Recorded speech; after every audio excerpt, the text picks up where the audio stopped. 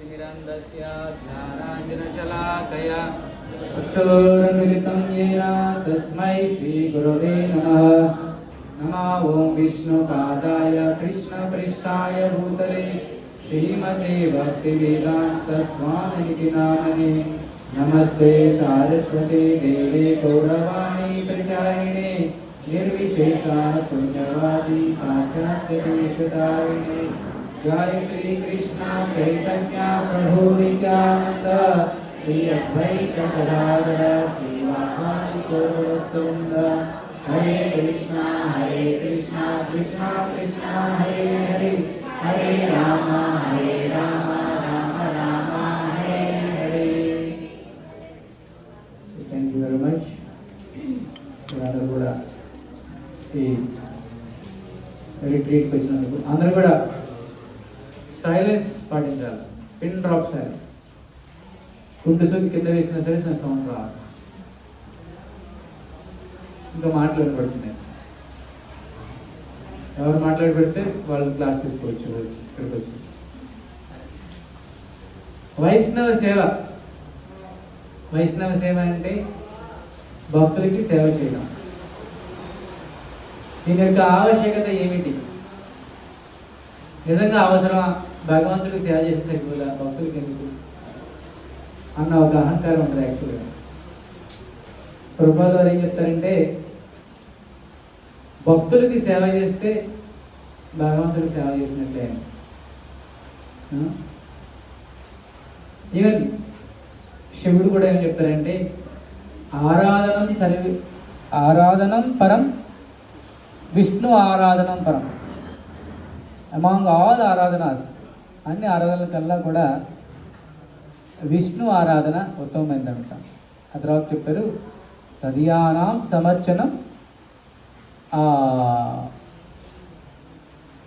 విష్ణు భక్తులకి చేసే ఆరాధన ఇంకా గొప్పది అని చెప్తారు అన్నమాట. దీన్ని వల్ల ఎలా అర్థం చేసుకోవాలి? ఒకసారి రంగనాథ స్వామి దేవాలయంలో ఒక శుద్ధమైన సేవకుడు ఉండేవాడు. ఆయన పేరు కంచిపూర్ణ.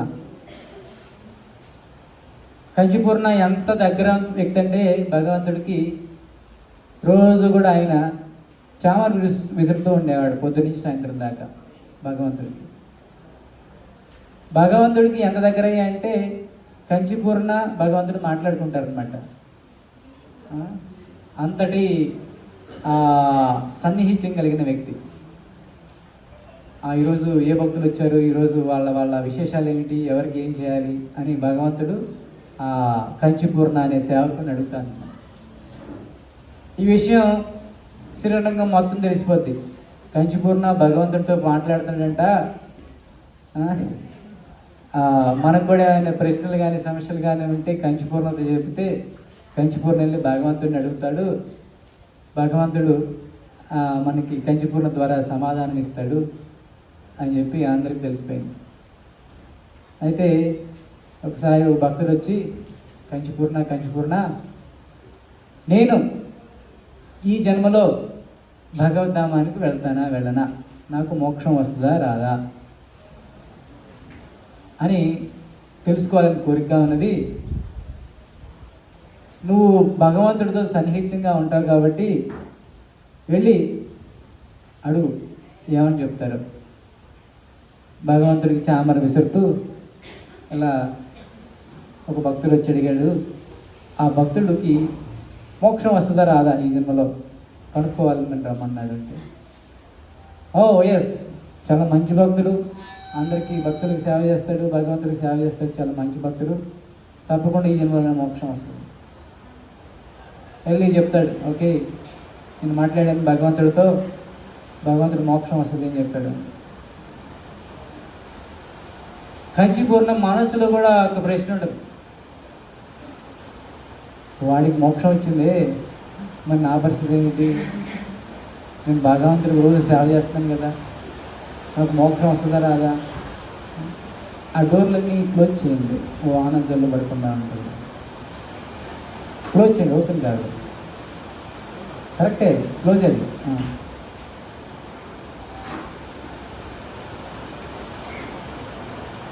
సో అయితే ఈయనకి కూడా మనసులో కోరిక ఉంటుంది అనమాట, నాకు కూడా మోక్షం వస్తుందా రాదా అని తెలుసుకోవాలని కోరికతో భగవంతుడి దగ్గరికి వెళ్తాడు. కానీ అడగాలంటే మొహమాట, నా గురించి నేను అడిగితే బాగోదేమో, భగవంతుడు తప్పుగా అనుకుంటాడేమో అని చెప్పి బిడియ పడుతూ ఉంటాడు అనమాట. కానీ భగవంతుడికి తెలుసు మనకేం కోరిక ఉంది ఏమిటి అని. భగవంతుడు అడుగుతాడు, ఏమయ్యా కంచిపూర్ణ, అందరి కోరికలు అడుగుతున్నావు, నీకేమైనా కోరిక ఉందా, నువ్వేం అడగటం లేదు, నీ కోరిక ఏమైనా ఉందా అని అంటాడు. లేదు లేదు లేదు స్వామి, నాకేం కోరిక లేదు స్వామి, నాకు నీ సేవ చెప్తే నాకు ఇంకేం కోరిక లేదు స్వామి. పర్లేదు చెప్పు, నీకేమైనా కోరిక ఉందా? లేదు స్వామి, లేదు లేదు లేదు. పర్లేదు, నీ కోరిక ఉంటే చెప్పు, నేను చెప్తాను అంటే కంచిపూర్ణ అంటాడు, నాకు మోక్షం వస్తుందా రాదా ఈ జన్మలో, నాకు భగవద్ధామానికి వెళ్ళే అవకాశం ఉందా, వైకుంఠానికి వెళ్ళే అవకాశం ఉందా లేదా? భగవంతుడు చెప్తాడన్నమాట, నీకు వెళ్ళే అవకాశం లేదు. కంచిపూర్ణ ఆ చామర విసురుతుంటాడు కదా, ఆ చామర కింద పడేసి నిస్సహాయంతో చూస్తాడనమాట. ఏమిటి, నేను భగవంతుడికి పొద్దున్న నుంచి సాయంత్రం దాకా పుట్టినప్పటి నుంచి చామర విసురుతున్నాను, నాకు భగవత్ వైకుంఠ ప్రవేశం లేదట, నేను ఎవడో భక్తుడు, వాడు నా సేవలో కనీసం 10% కూడా చేయడు, వాడికి భగవద్ధామానికి వచ్చిందట, ఏమిటి నాకు నేను చేసిన తప్పిదం ఏమిటి అని ఆలోచిస్తుంటే భగవంతుడు చెప్తాడు అన్నమాట, నువ్వు నా సేవ చేసావు కానీ భగవద్భక్తులు సేవ ఎప్పుడు చేయలేదు, భగవద్భక్తులు సేవ చేస్తే నీకు వైకుంఠం ప్రాప్తి, ఎవరికైనా భక్తులకి వెళ్ళి సేవ చెయ్యి అని చెప్తాడు. సరే కంచిపూర్ణ కాషాయ వస్త్రాలు వేసుకున్నాడు, అందరి దగ్గరికి వెళ్ళి అడుగుతాడు అనమాట, నేను సేవ చేయించాను మీ ఇంట్లో, సుబ్బారావు గారు నేను మీ ఇంట్లో సేవ చేయించాను, శ్రీనివాస్ గారు మీ ఇంట్లో సేవ చేయించాను, అలా అందరి దగ్గరికి వెళ్ళి అడుగుతాడు అనమాట. అందరూ కూడా భయపడిపోతారు, ఏం కంచిపూర్ణ మమ్మల్ని ఏమన్నా పాతాళ లోకాలకు పంపించాలనుకుంటున్నావా, అంత శుద్ధ భక్తుడు నువ్వు, నీ చేత మేము పని చేయించుకుంటే భగవంతుడు ఊరుకునేనా, నా పాపాలన్నీ మా భక్తి అంతా మూట కట్టుకుని మమ్మల్ని పాతాళలో తొక్కేద్దామైనా, మేము పని వెళ్ళిపో అని చెప్తాడు. ఎవరింటికి వెళ్ళినా అదే మాట, నీకు పనివో, నీకు కావాలని చెప్పు, ఏదన్నా ఈ రోజుకి ఆహారం కావాలని చెప్పు, బియ్యం బస్తా ఇస్తాను, లేకపోతే ఇంకోటి ఇస్తాను అంటే నీకు మాత్రం మా సేవ చేసే అవకాశం అంట. కంచిపూర్ణ ప్లాన్ వేస్తాను అనమాట, కాషాయ వస్త్రాలు వేసుకుంటే ఎవరు కూడా నాకు పని ఇవ్వట్లేదు, మారు వేషంలో వెళ్తాను, తెల్లటి వస్త్రాలు వేసుకుని సాధారణమైన గృహస్థుల్లాగా పేదవాళ్ళలాగా వెళ్తాను, నాకేమైనా సేవ ఇస్తారేమో అని వెళ్తారనమాట.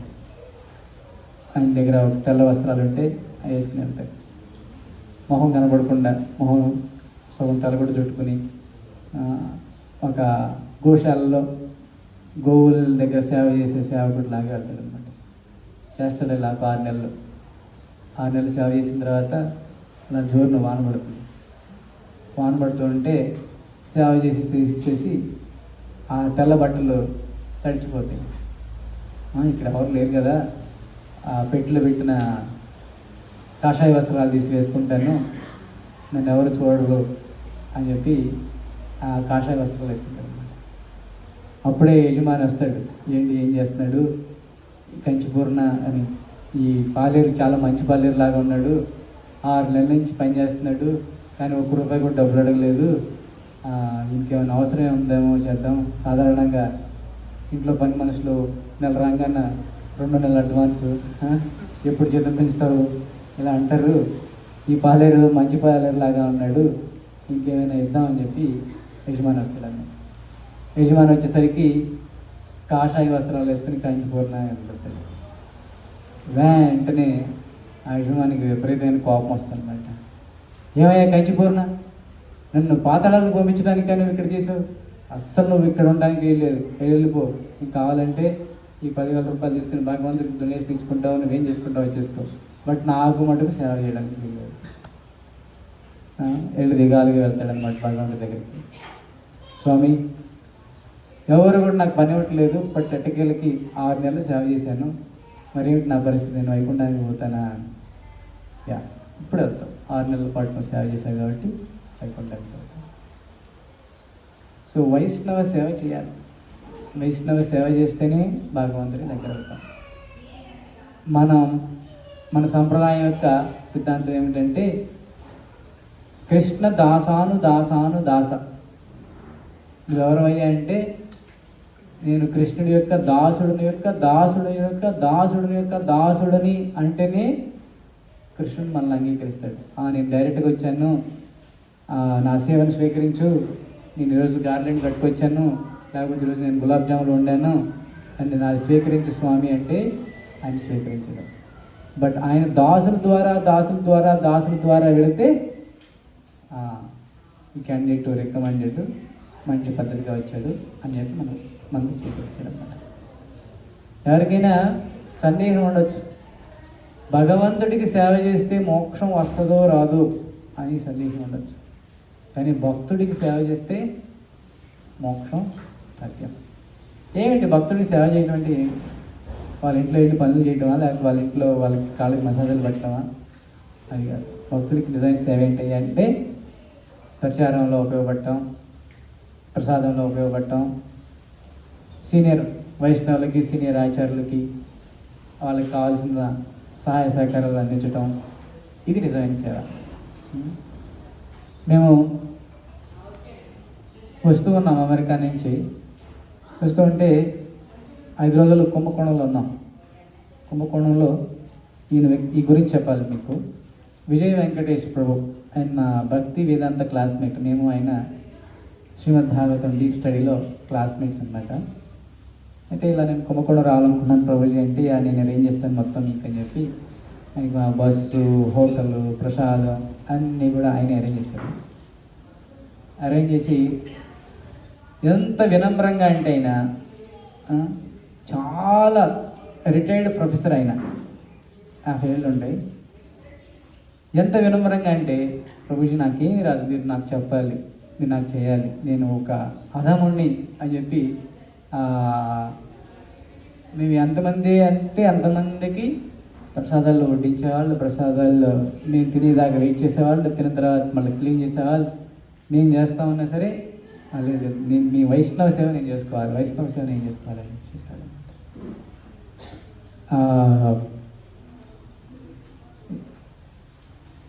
వాళ్ళు పెద్ద దేవాలయం కడుతున్నారు. వాళ్ళు చాలా చిన్న టెంపుల్ అన్నమాట. వాళ్ళ ఒక ఇంటి డాబా మీద చేస్తున్నారు. కుంభకోణం అంత ధనిక ప్రదేశం కాదు, అది పేద ప్రదేశం. ఎక్కువ పంటలు కానీ ఎక్కువ ఉద్యోగాలు కానీ ఉండవు అనమాట. వాళ్ళకి డొనేషన్స్ ఇచ్చేవాళ్ళు కూడా ఎవరు ఉండరు. కానీ ఆయన దాదాపు ఒక 4 కోట్లు పైన విలువ చేసి దేవాలయం కడతాడు. ఆయన ఒక్కడ సింగిల్ హ్యాండెడ్గా తీసుకెళ్ళి చూపించాడు అనమాట మాకు దేవాలయం. మీరందరికీ సేవ చేస్తే, మీ అందరికి కృప ఉంటే నేను దేవాలయం కట్టేస్తాను ప్రభుజీ అన్నాడు ఆయన. నాకు అర్థం కాల, అంతటి వినమ్రత ఆయన. మేము వస్తూ ఉంటే ప్రసాదం డిన్నర్కి లంచ్కి అంత ప్రసాదం మేము తినలేమంటే కట్టేసి, బాబు నీకు కాళ్ళు కొట్టుకుంటున్నా, నేను అంత ప్రసాదం తినలేదంటే గోతంలో ప్రసాదం వేసి వేసి వేసి లంచ్కి డిన్నర్కి అన్ని ప్యాకెట్లు చేసి మొత్తం ఏమీ ఆశించకుండా, నేను డొనేషన్ ఇస్తానా ఏమైనా, నేను ప్రసాదానికి డబ్బులు ఇస్తానా ఏమైనా, ఏమీ ఆశించకుండా అంత శుద్ధంగా వైష్ణవ సేవ చేస్తే మనకున్న కల్మషాలన్నీ కూడా పోతాయి. మనకున్న భక్తిలో రుచి రావాలి అంటే సేవ చేయాలి. యాక్చువల్గా వైష్ణవ సేవ సరిపోతుంది, కానీ అహంకారంతో మనం భక్తులకి సేవ చేయం. ఈయనకి సేవ చేసేందుకు లేదు, ఆ భావన ఉన్నప్పుడు విగ్రహారాధన చేయటం ఉత్తమం అని చెప్తారు. సాధారణ కనిష్టాధికారి స్థాయిలో ఉన్నప్పుడు విగ్రహారాధన చేస్తే చేయగా వాడి హృదయం మెత్తబడి అప్పుడు వైష్ణవ సేవ చేయడానికి అంగీకరిస్తారు. సో ఫస్ట్లో వైష్ణవ సేవ చేయమంటే ఇంకోటి అలాంటి ఆయన, నేనే నీకెందుకు సేవ చేయాలి అన్న భావన ఉంటుంది. సో వైష్ణవ సేవ అనేది చాలా చాలా ఇంపార్టెంట్. మీ జీవితంలో అవకాశం వస్తే వదిలిపెట్టకండి. ఎంతటి ఉన్నత స్థానానికి వెళ్తామయ్యా అంటే వైష్ణవ సేవ చేస్తే. నారద మహాముని పొద్దున శ్రీమద్ భారతి క్లాసులో ఉన్నారు కదా, నారద మహాముని ఏం చేశాడు? ఆయన శుద్ధ భక్తుడు అయ్యాడు. అమ్మా అమ్మా ఋషులకు సేవ చేస్తే ఆయన అంతటి గొప్ప పొజిషన్కి వెళ్ళాడు. చాలామంది పండితులు ఉన్నారు అక్కడ, చాలామంది తపస్సులు చేసేవాళ్ళు ఉన్నారు. వాళ్ళందరికీ కూడా నారద మహామునికి వచ్చిన అవకాశం రాలేదు. ప్రభుపాద గారు అంత గొప్పవాళ్ళు అయ్యారు ఎందుకని?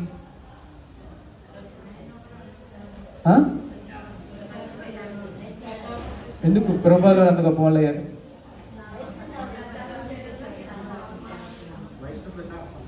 ఏం చేశారు? ఏం వైష్ణవ సేవ చేశారు? ఆయన ప్రచారం చేశారు. ఓకే, ఇంకా వైష్ణవ సేవ చేయలేదు కదా? వైష్ణవ సేవ చేయలేదు కదా మరి ఆయన. గురువు ఆజ్ఞను పాటించడం కూడా వైష్ణవ సేవ. గురువు ఆజ్ఞను పాటించడం కూడా వైష్ణవ సేవ. అంటే గురువు చెప్పింది చేయడం కూడా వైష్ణవ సేవ. ఎప్పుడైతే మనం వైష్ణవుల్ని సేవించామో, గురువుల్ని సేవించామో, గురువుల యొక్క మన్ననలు పొందామో, మన ఆధ్యాత్మిక పురోగతి చాలా అద్భుతంగా ఉంటుంది. మేము అమెరికాలో మా కాలేజీలో ఒక ఆయన ఉంటారనమాట, చాలా ముసలాయన, 70 ఏళ్ళు 80 ఏళ్ళు. మా దేవాలయానికి ఏ సీనియర్ వైష్ణవ వచ్చినా సరే వాళ్ళ ఇంట్లో హోస్ట్ చేస్తారు. ఆయన ఎయిర్పోర్ట్కి వెళ్ళి ఆ డివోటీని పిక్ చేసుకుని వచ్చి ఆయనకి పొద్దున మధ్యాహ్నం సాయంత్రం వంటలు వండి ఆయనకి ఎక్కడ క్లాసులు ఉంటే అన్ని క్లాసులు తిప్పి మళ్ళీ ఎయిర్పోర్ట్లోకి దింపేంత వరకు ఆయన బాధ్యత. ఆయన చాలా మంచి పొజిషన్లో ఉన్నారన్నమాట. కారణం వైష్ణవ సేవ. వైష్ణవ సేవ చేస్తే నామరుచి పెరుగుతుంది, భగవంతుని యొక్క అనుగ్రహం పెరుగుతుంది, భగవంతుని యొక్క కృప పెరుగుతుంది. అందుకే వైష్ణవ సేవ చేయాలి. వైష్ణవ సేవ అంటే చక్కగా ప్రసాద వితరణ, పుస్తక వితరణ, గురువు చెప్పింది చేయటం, ఇలాంటి పెద్ద పెద్ద ప్రోగ్రామ్స్ని హోస్ట్ చేయటం. ఈరోజు ఎంతమంది వైష్ణవ సేవ చేశారు? ఎంతమంది ప్రసాదాలు వడ్డించారు? నేను అడగగాన ఈ రూమ్ క్లీన్ చేయాలనగాన 4 డివోటీస్ వచ్చేసేసి వెంటనే క్లీన్ చేసేసారు. వైష్ణవ సేవ. ఇవన్నీ కూడా వైష్ణవ సేవ కిందకి వస్తాయి. వదిలిపెట్టకండి. వైష్ణవ సేవ కోసం కొట్టుకోవాలి. నేను చేయాలి, నేను వడ్డించాలి, నేను వండాలి, అన్నీ కొట్టుకోవాలి. అంతేగాని ఇంకెవరు సేవ చేస్తారు నేర్చుకెళ్ళిపోవాలి. వైష్ణవ సేవని ఎగబడి తీసుకోవాలన్నమాట. ఈవెన్ వైకుంఠంలో గోపికల మధ్యలో కూడా గొడవలు జరుగుతూ ఉంటాయి. ఎందుకు గొడవలు జరుగుతుంటాయి? ఈరోజు నేను కృష్ణుడికి ఈ మాల కట్టాలి, నేను ఈరోజు కృష్ణుడికి ఇలా డెకరేట్ చేయాలి, వాళ్ళు కొట్టుకుంటారు అన్నమాట. ఎందుకు? బాగా చేయాలి. అది ఆ మూడ్లో మనం కొట్టుకోవచ్చు. నేను 10 కూరలు వండాలి, 10 కూరలు సేవ చేయాలి, మా ఇంటికి రావాలి వైష్ణవులు అందరూ, అలా కొట్టుకోవచ్చు. అందుకని నీరసంగా పడుకుని ఈరోజు నేను రాను, నాకు ఆరోగ్యం బాగాలేదు అలా అని ఎస్కేప్ చేయబోతున్నాను. ఎంత వీలైతే ఎంత వైష్ణవ సేవ చేయాలి. చైతన్య మహాప్రభు దక్షిణ భారత యాత్ర చేస్తున్నప్పుడు అందరికీ కూడా ఈ వైష్ణవ సేవా సౌభాగ్యం కల్పించడం కోసం అని చెప్పి ఆయన 3 రోజుల కన్నా ఎవరింట్లో కూడా ఉండేవాళ్ళు కాదు. 3 రోజులు ఉండగానే ఇంకొకళ్ళు వచ్చి మా ఇంట్లో అని చెప్పేవాళ్ళు. సో అలా చైతన్య మహాప్రభు 6 సంవత్సరాల పాటు దక్షిణ భారతదేశంలో ఉన్నారు. ఎంతోమంది వ్యక్తులకి ఆయన సాంగత్యం ఇచ్చారు. అంతమందికి సాంగత్యం ఇచ్చారు కాబట్టి ఈరోజు కూడా హరే కృష్ణ మహామంత్రం గ్రామాల్లో కూడా మారుమరుగుతుంది. వాళ్ళకి భక్తి వచ్చింది. సో వైష్ణవ సేవ చేస్తే మన భక్తి వేరే పెరుగుతుంది అన్నమాట. సో మీరందరూ కూడా మీ స్థాయికి అనుగుణంగా సేవ చేయండి. మీకు కొన్ని ఆపర్చునిటీస్ ఇస్తున్నాము. నెంబర్ 1 వైష్ణవ సేవ నామ వితరణ. 10,000 కార్డులు ప్రింట్ చేయించాం మీ అందరి కోసం. 10,000 హరే కృష్ణ మహామంత్ర కార్డులు. ఒక్కొక్కరికి 50 కార్డులు. మీరు వెళ్ళేటప్పుడు ఈరోజు సాయంత్రం మీ రూమ్లోకి వెళ్ళేటప్పుడు అక్కడ రబ్బర్ బ్యాండ్లు వేసి ఉన్నాయి. ఒక్కొక్కరు ఒక్కొక్క 50 కార్డులు తీసుకెళ్ళి మీరు తలా ఒకటి పంచిపెట్టండి. మీకు ఎవరికైతే వీళ్ళు నామం చేస్తారనుకున్నారో పంచిపెట్టండి. పుస్తక వితరణ, మీరు ఈ యొక్క ప్రోగ్రామ్కి గిఫ్ట్లు ఇవ్వాలి, ఇవ్వాలి, ఏదో చెప్పారు, ఏదో చేశారు మీరు. దానికన్నా పుస్తకాలు తీసుకెళ్ళండి. చిన్న చిన్న పుస్తకాలు ఉన్నాయి, భగవద్గీతలు ఉన్నాయి. అవి తీసుకెళ్ళి అందరికీ వితరణ చేయండి. అది ప్రభుపాదుల వారికి సేవ చేసిన వాళ్ళు అవుతారు. ప్రభుపాదుల వారికి నా పుస్తకాలు వితరణ చేస్తే నాకు చాలా ఆనందం అని చెప్పారు ప్రభుపాదులు. సో ఆ పుస్తకాలు తీసుకెళ్ళండి మీ ఇంటికి. చక్కగా మీరు చదవండి, వేరే వాళ్ళ చేత చదివించండి. అది కూడా వైష్ణవ సేవ. ఈరోజు వైష్ణవ సేవల్లో పాల్గొన్న వాళ్ళు ఒక 4. జూటూరు శ్రీలక్ష్మి మాతాజీ, గొప్ప విజయలక్ష్మి మాతాజీ మధ్యాహ్నం ప్రసాదం కోసం 20,000 రూపాయలు స్పాన్సర్ చేశారు. 3 సార్లు హరిబోల్ వాళ్ళకి. హరి హరి రామకృష్ణ ప్రభు అండ్ కోమలాంగి మాతాజీ, కేశవి కోమలాంగి మాతాజీ వాళ్ళు 5,000 రూపాయలు స్పాన్సర్ చేశారు. వాళ్ళకి 3 సార్లు హరిబోల్. తర్వాత 1,600 ఎవరో ఒక డివోటీ ఇచ్చిల్లారు. కళ్యాణి మాతాజీ వాళ్ళ ఫాదరు మదరు, వాళ్ళ పేరేంటి, కరుణామయి వరుణు దేవిదాస్, అమెరికాలో ఉంటారు. వాళ్ళ అమ్మ నాన్న వచ్చి ప్రసాదం కోసం ఈ 16 ఇస్తున్నాము, అందరికి ప్రసాదం పెట్టింది. వాళ్ళకు కూడా 3 సార్లు హరిబోల్. హరిబోల్ హరిబోల్ హరిబోల్. ఇక్కడే చేయాల్సిన పని ఏం లేదు. మీ గ్రామాల్లో కూడా, మీ పట్టణాల్లో కూడా ఏకాదశి సందర్భాల్లో, కృష్ణాష్టమి, జన్మాష్టమి, రామనవమి సొంతగా మీ ధనంలో ప్రహ్లాద్ మహారాజు 7వ స్కందంలో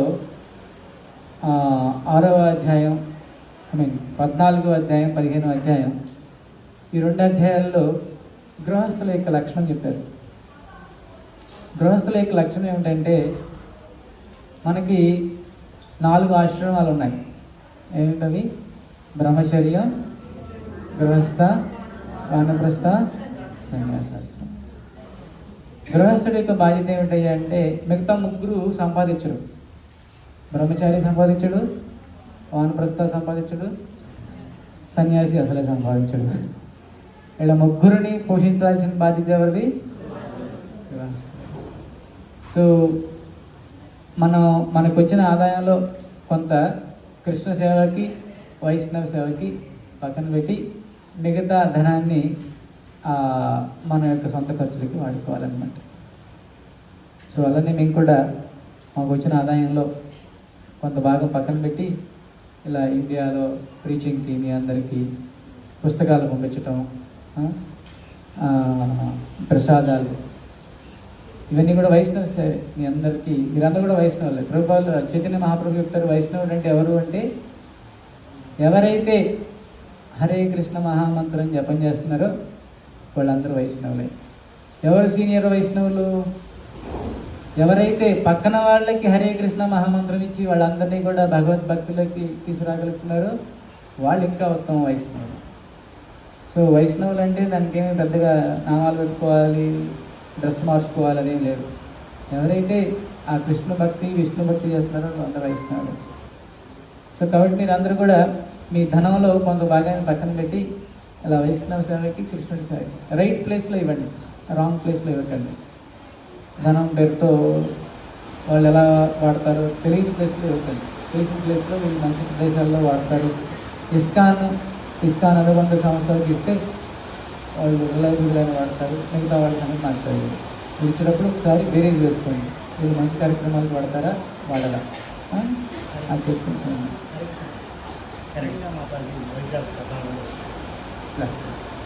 సో కాబట్టి ఈ వైష్ణవ సేవ అనేది చాలా ఇంపార్టెంట్. సపోజ్ మీ ఏరియాలో ఇస్కాన్ ప్రచారం జరుగుతూ ఉంది. ఎవరైనా భక్తులు వచ్చారు మీ ఇంటికి, చక్కగా హ్యాపీగా వంట వండి పెట్టండి. పాదయాత్రీస్, ప్రచారం, బుక్ డిస్ట్రిబ్యూషను, ఈ నామహాట ప్రోగ్రామ్స్, చాలా ప్రోగ్రామ్స్ చేస్తూ ఉంటాం. ఎవరు వచ్చినా సరే మీరు చక్కగా ప్రసాదం పెట్టండి. ప్రసాదం తప్పేం లేదు, చక్కగా ప్రసాదం పెట్టండి, చేయండి. ఇది వైష్ణవ సేవ.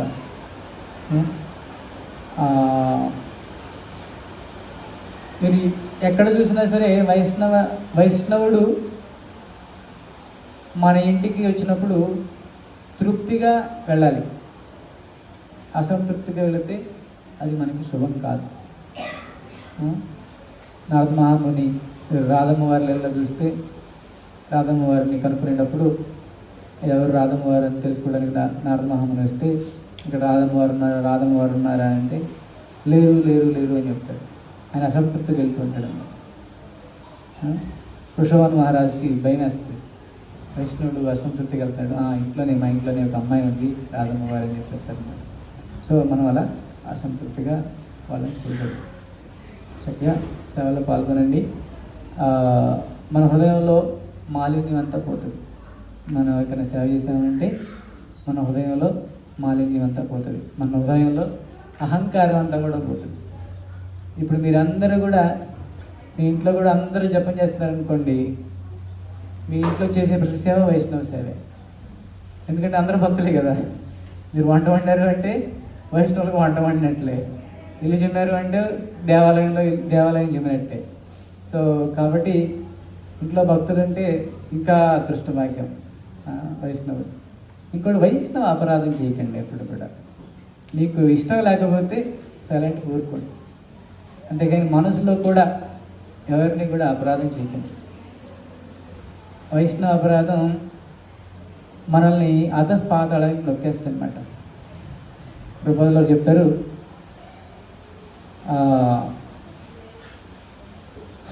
హతి అంటే ఏనుగు.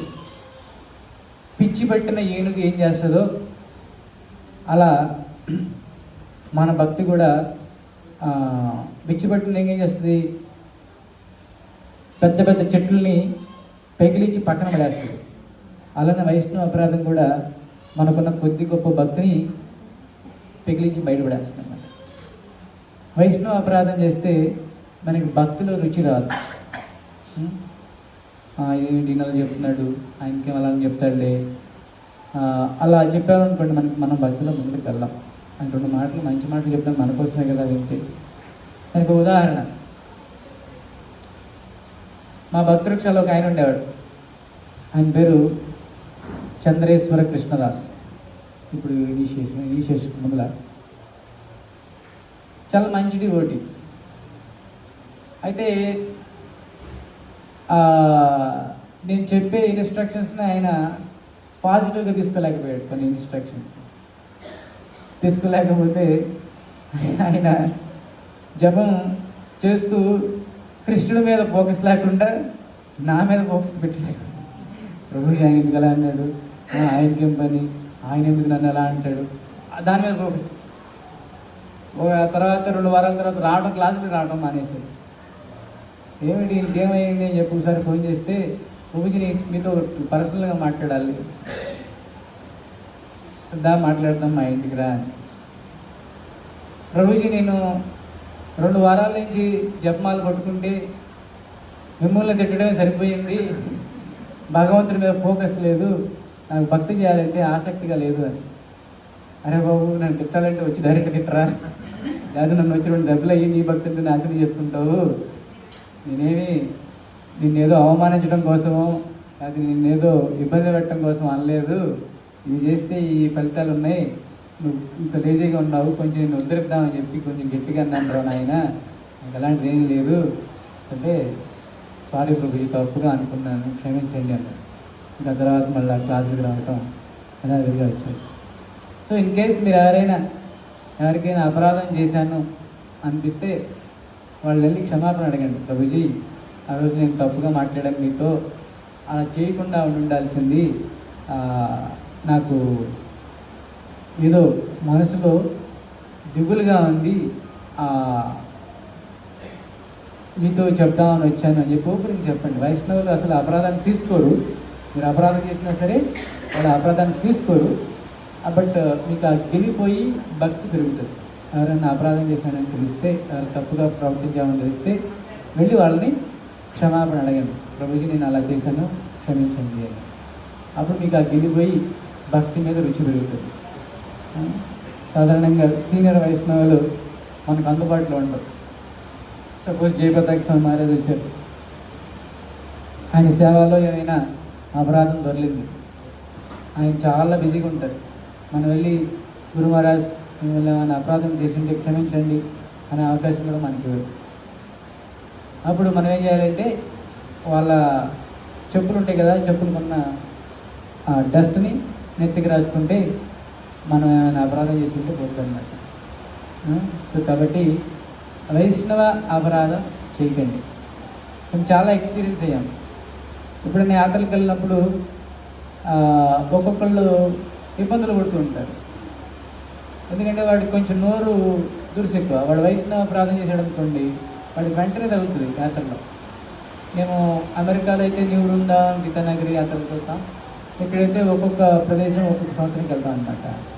ఎప్పుడైతే యాత్రల్లో కొంచెం అసౌకర్యం జరిగినా వాడు వేరే వాళ్ళని అపరాధం చేశాడు అనుకోండి, వెంటనే వాడికి ఆ రిఫ్లెక్షన్ వస్తుంది అనమాట. ఏదో ఒకటి వాడికి దెబ్బ తగలటమో జారి పట్టడమో ఏదో ఒకటి జరుగుతూ ఉంటుంది.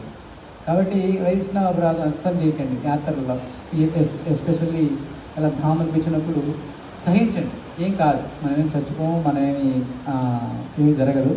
సహించండి, ఏమైనా కొంచెం అసౌకర్యం ఉన్నా కానీ అపరాధం చేయకండి, వైష్ణవ అపరాధం. ఓకే. సో ఇంకేమైనా ప్రశ్నలు ఉన్నాయా వైష్ణవ సేవ మీద, వైష్ణవ అపరాధం మీద?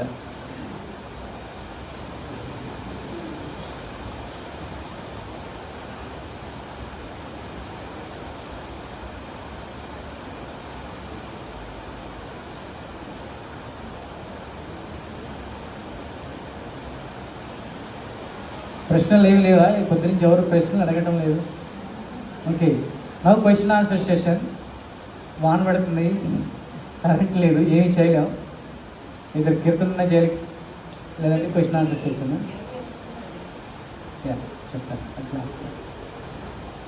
Question answer session. మీకు ఏమైనా జనరల్ క్వశ్చన్స్ ఉంటే భక్తిపరంగా